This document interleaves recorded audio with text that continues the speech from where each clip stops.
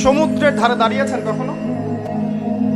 অনেকে দাঁড়িয়েছেন, ওখানে কিছু চোরাবালি থাকে, আছে চোরাবালি আছে। এই চোরাবালিতে কেউ যদি ডুবে যায়, দেখা যায় যে আস্তে আস্তে তার হাঁটু, তারপরে তার কোমর, তারপর বুক আস্তে আস্তে ডুবতে থাকে।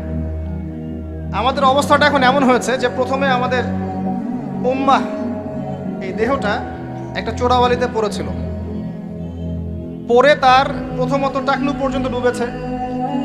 সে হাত পা ছড়াছড়ি করছে, আমাকে বাঁচাও, আমাকে উঠাও। চারপাশে উম্মার অনুসারী মানুষরা ছিলেন, তারা বলছে নড়াচড়া করবেন না, নড়াচড়া করবেন না, নড়াচড়া করলে আরো ডুবে যাবেন, ওইভাবে থাকেন। উম্মাহ বেচারা এভাবেই ছিল। তারপর আস্তে আস্তে আস্তে আস্তে তার হাঁটু পর্যন্ত ডুবে গেল। সে অস্থির হয়ে ছটফট করছে, আমাকে বের করো, আমাকে বের করো, আমি ডুবে যাচ্ছি। আশপাশের মানুষ বলছে রিল্যাক্স, নড়াচড়া করবেন না, নড়াচড়া করলে আপনি ডুবে যাবেন।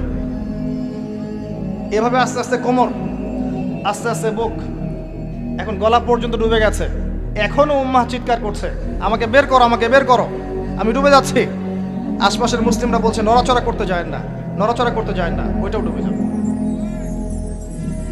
কে টেনে তুলবে একে? এখন যারা আশপাশে আছে এই দুরবস্থায় এবং এই দায়িত্ব পালন করে নাই, আল্লাহ পাক অচিরে তাদেরকে সরিয়ে দিবেন ইনশাআল্লাহ, কোনো সন্দেহ নাই। নতুন কোনো কওম আসবে ইনশাআল্লাহ, নতুন কোনো প্রজন্ম আসবে ইনশাআল্লাহ, যারা এই উম্মাহটাকে আবার তুলবে ইনশাআল্লাহ।